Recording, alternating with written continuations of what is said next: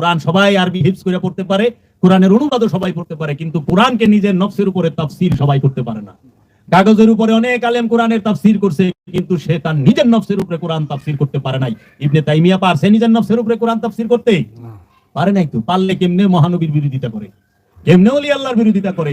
আব্দুল ওহাব নাজদি পারছে? পারে নাই। তো আল্লাহর নবীর সম্পর্কে আজে বাজে কথা লিখছে তার কিতাবে তাওহীদে, কাশফুস শুহবাতে।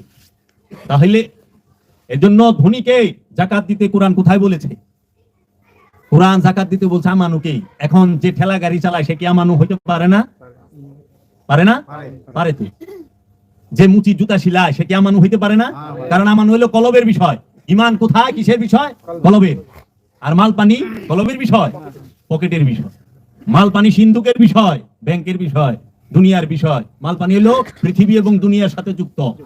মাল পানি কখনো কলব, নফস এবং রুহের সাথে যুক্ত নয়।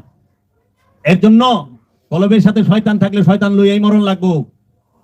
আর মরণের আগে এক মুহূর্ত আগে নফস থেকে সইরা যায়। আসসালামু আলাইকুম ভাই সাহেব, আমি আপনি জান তোমার সাথে এতদিন দোস্তি করলাম, হাতে হাত দিয়ে বললাম দোস্ত তুমি কই যাও অনেক। আরে কি কও, আমার তো এটা ডিউটি আছিল তোমার তাই না জাহান নামে ফালানি।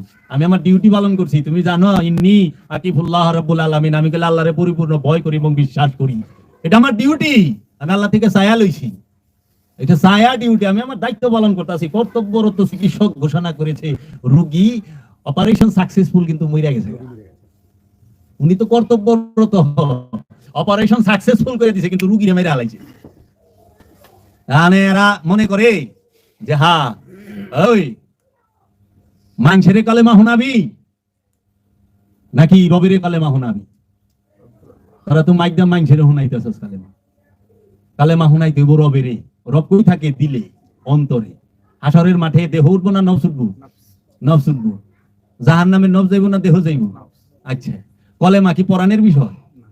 হুজুর আমার বাপের আখেরি টান উঠছে, কলেমা পড়াইবেন। হ্যাঁ আইছে কলেমা পড়াইবে। নিজেই তো কান্নার যুক্ত নফস, আবার কালেমা পড়াইব? আরবি জানলে কলেমা পড়ান যায় না।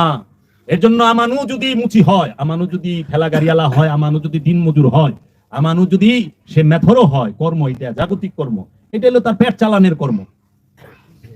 কিন্তু সে আমানু হইতে পারে, তার আমানু হওয়ার অধিকার আছে। আমানু সে প্রতিবন্ধী, সেও হইতে পারে। পারে না?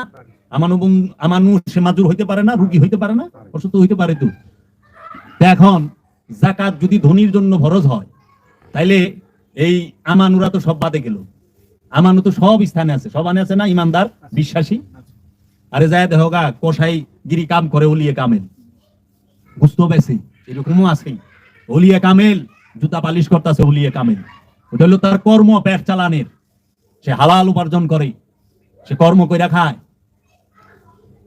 হালাল উপার্জন। এটা কর্মের সাথে ইমানের সম্পর্ক না। ইমানের সম্পর্ক হলো মহব্বতের সাথে। যার যত বেশি মহব্বত তার ইমান তত গভীর।